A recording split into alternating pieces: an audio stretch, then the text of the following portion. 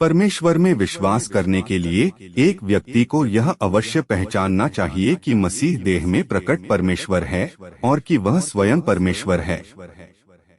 Bible में यह दर्ज है कि पवित्र आत्मा ने गवाही दी थी कि प्रभु यीशु परमेश्वर का प्यारा पुत्र है।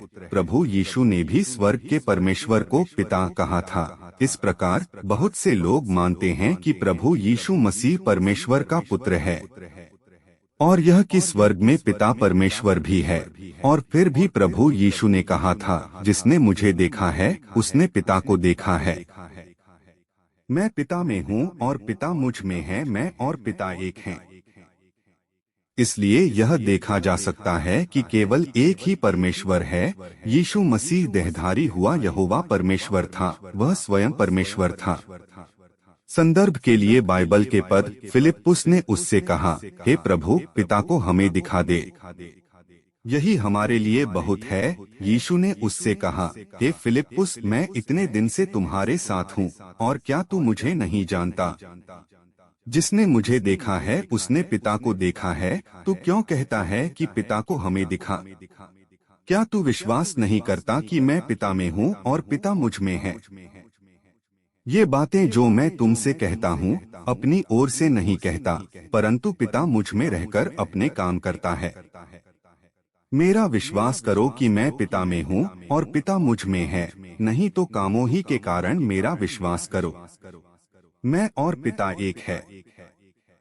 देहधारी हुए परमेश्वर को मसीह कहा जाता है और इसलिए वह मसीह जो लोगों को सत्य दे सकता है परमेश्वर कहलाता है। इसमें कुछ भी अतिशयोक्ति नहीं है, क्योंकि उसमें परमेश्वर का सार होता है और उसके कार्य में परमेश्वर का स्वभाव और बुद्धि होती है, जो मनुष्य के लिए अप्राप्य है। जो अपने आप को मसीह कहते हैं परंतु परमेश्वर का कार्य नहीं कर सकते, वे धोखेबाज हैं। मसीह पृथ्वी पर परमेश्वर की अभिव्यक्ति मात्र नहीं है, बल्कि वह विशेष देह भी है, जिसे धारण करके परमेश्वर मनुष्यों के बीच रहकर अपना कार्य पूरा करता है। कोई मनुष्य इस देह की जगह नहीं ले सकता, बल्कि यह वह देह है जो पृथ्वी पर परमेश्वर का कार्य पर्याप्त रूप से संभाल सकती है और परमेश्वर का स्वभाव व्यक्त कर सकती है और परमेश्वर का अच्छी तरह प्रतिनिधित्व कर सकती है और मनुष्य को जीवन प्रदान कर सकती है। देहधारण परमेश्वर का देह में प्रकट होना है। परमेश्वर सृष्टि के मनुष्यों के मध्य देह की छवि में कार्य करता है।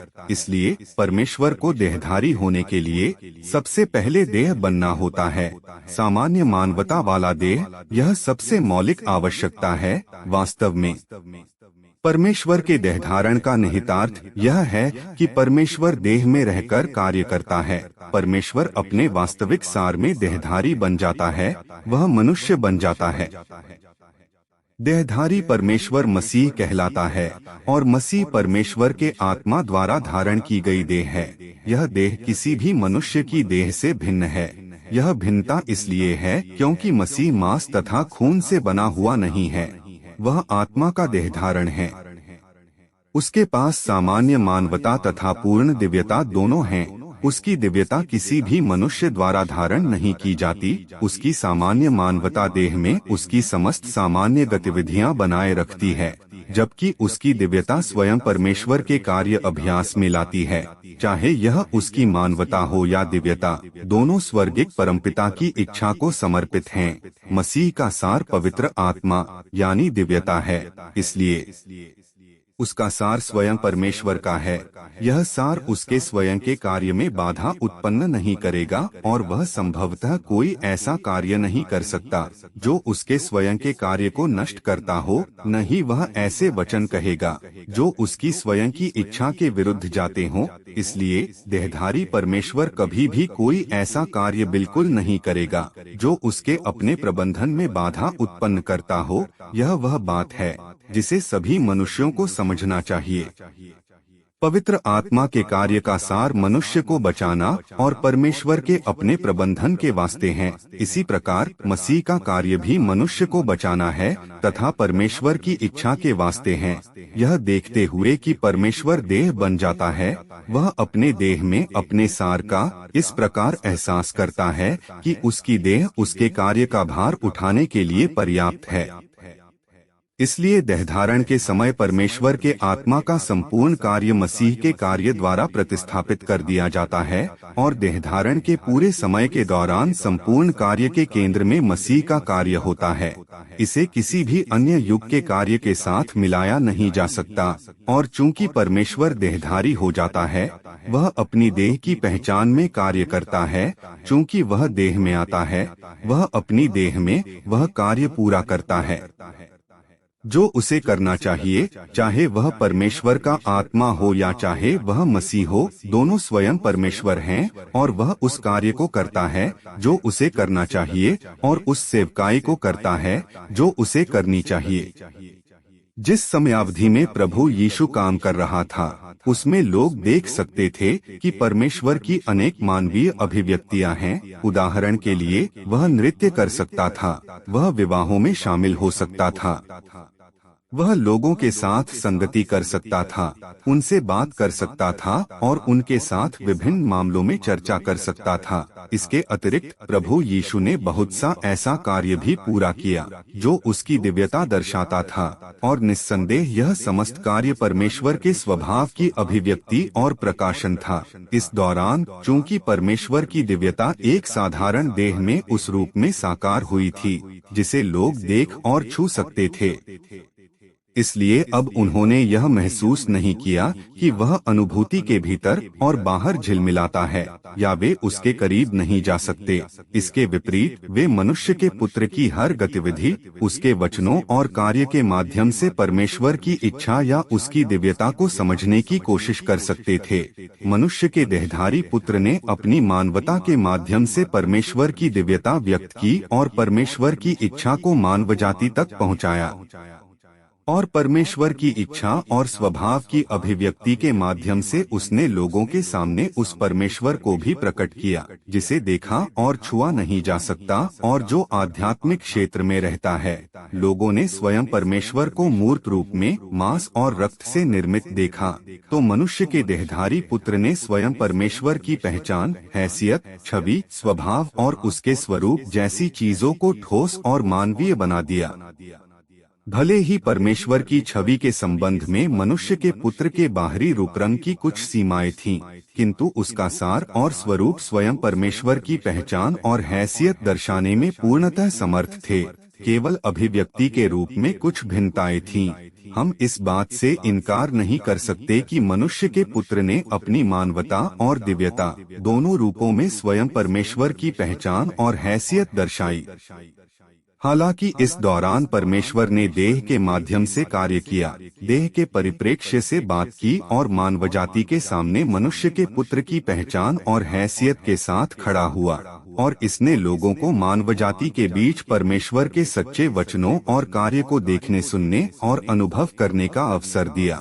इसने लोगों को विनम्रता के बीच उसकी दिव्यता और महानता के संबंध में अंतर्दृष्टि और साथ ही परमेश्वर की प्रामाणिकता और वास्तविकता की एक प्रारंभिक समझ और परिभाषा भी प्रदान की। भले ही प्रभु यीशु द्वारा पूर्ण किया गया कार्य करने के उसके तरीके और उसके बोलने का परिप्रेक्ष्य आध्यात्मिक क्षेत्र में परमेश्वर के वास्तविक व्यक्तित्व से भिन्न थे, फिर भी उसकी हर चीज वास्तव में स्वयं परमेश्वर को दर्शाती थी जिसे मानवजाति ने पहले कभी नहीं देखा था। इससे इनकार नहीं किया जा सकता। अर्थात परमेश्वर चाहे किसी भी रूप में प्रकट हो, वह चाहे किसी भी परिप्रेक्ष्य में बात करे या किसी भी छवि में वह मानवजाति के सामने आए, वह अपने सिवाय किसी को नहीं दर्शाता। वह न तो किसी मनुष्य को दर्शा सकता है, न ही भ्रष्ट मानवजाति को दर्शा सकता है। परमेश्वर स्वयं परमेश्वर है और इससे इनकार नहीं किया जा सकता। कार्य आरंभ करने से पहले यीशु सामान्य मानवता में रहता था। कोई नहीं कह सकता था कि वह परमेश्वर है। किसी को भी पता नहीं चला कि वह देहधारी परमेश्वर है। लोग उसे पूरी तरह से एक साधारण व्यक्ति ही समझते थे। उसकी सर्वथा सामान्य साधारण मानवता इस बात का प्रमाण थी कि परमेश्वर ने देहधारण किया है और अनुग्रह का युग देहधारी परमेश्वर के कार्य का युग है, न कि पवित्रात्मा के कार्य का युग। यह इस बात का प्रमाण था कि परमेश्वर का आत्मा पूरी तरह से देह में साकार हुआ है और परमेश्वर के देहधारण के युग में उसका देह पवित्रात्मा का समस्त कार्य करेगा। सामान्य मानवता वाला मसीह ऐसा देह है जिसमें आत्मा साकार हुआ है, जिसमें सामान्य मानवता है, सामान्य बोध है और मानवीय विचार हैं। साकार होने का अर्थ है परमेश्वर का मानव बनना, आत्मा का देह बनना। इसे और स्पष्ट रूप से कहें तो यह तब होता है जब स्वयं परमेश्वर सामान्य मानवता वाले देह में वास करके उसके माध्यम से अपने दिव्य कार्य को व्यक्त करता है। यही साकार होने या देहधारी होने का अर्थ है। जब प्रार्थना करते हुए यीशु ने स्वर्ग में परमेश्वर को पिता के नाम से बुलाया तो यह केवल एक सृजित मनुष्य के परिप्रेक्ष्य से किया गया था, केवल इसलिए कि परमेश्वर के आत्मा ने एक सामान्य और साधारण देह का चोला धारण किया था और उसका बाह्य आवरण एक सृजित प्राणी का था।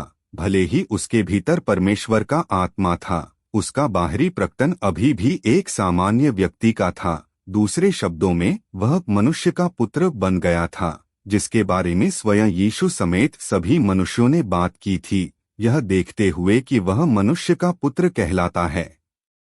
वह एक व्यक्ति है, चाहे पुरुष हो या महिला, किसी भी हाल में एक इंसान के बाहरी चोले के साथ जो सामान्य लोगों के साधारण परिवार में पैदा हुआ। इसलिए यीशु का स्वर्ग में परमेश्वर को पिता बुलाना वैसा ही था जैसे तुम लोगों ने पहले उसे पिता कहा था। उसने सृष्टि के एक व्यक्ति के परिप्रेक्ष्य से ऐसा किया। क्या तुम लोगों को अभी भी प्रभु की प्रार्थना याद है जो यीशु ने तुम लोगों को याद करने के लिए सिखाई थी? स्वर्ग में हमारे पिता। उसने सभी मनुष्यों से स्वर्ग में परमेश्वर को पिता के नाम से बुलाने को कहा और चूंकि वह भी उसे पिता कहता था, उसने ऐसा उस व्यक्ति के परिप्रेक्ष्य से किया जो तुम सभी के साथ समान स्तर पर खड़ा था, चूंकि तुम लोगों ने स्वर्ग में परमेश्वर को पिता के नाम से बुलाया था। यीशु ने स्वयं को तुम सबके साथ समान स्तर पर देखा और पृथ्वी पर परमेश्वर द्वारा चुने गए व्यक्ति अर्थात परमेश्वर के पुत्र के रूप में देखा। यदि तुम लोग परमेश्वर को पिता कहते हो तो क्या यह इसलिए नहीं कि तुम सब सृजित प्राणी हो? पृथ्वी पर यीशु का अधिकार चाहे जितना अधिक हो, क्रूस पर चढ़ने से पहले वह मात्र मनुष्य का पुत्र था। पवित्र आत्मा यानी परमेश्वर द्वारा नियंत्रित था और पृथ्वी के सृजित प्राणियों में से एक था, क्योंकि उसे अभी भी अपना कार्य पूरा करना था। इसलिए स्वर्ग में परमेश्वर को पिता बुलाना पूरी तरह से उसकी विनम्रता और आज्ञाकारिता थी। परमेश्वर अर्थात स्वर्ग में आत्मा को उसका इस प्रकार संबोधन करना हालांकि यह साबित नहीं करता कि वह स्वर्ग में परमेश्वर के आत्मा का पुत्र है, बल्कि यह केवल यही है कि उसका दृष्टिकोण अलग था, न कि वह एक अलग व्यक्ति था। अलग व्यक्तियों का अस्तित्व एक मिथ्या है। क्रूस पर चढ़ने से पहले यीशु मनुष्य का पुत्र था जो देह की सीमाओं से बंधा था और उसमें पूरी तरह आत्मा का अधिकार नहीं था। यही कारण है कि वह केवल एक सृजित प्राणी के परिप्रेक्ष्य से परमपिता परमेश्वर की इच्छा तलाश सकता था।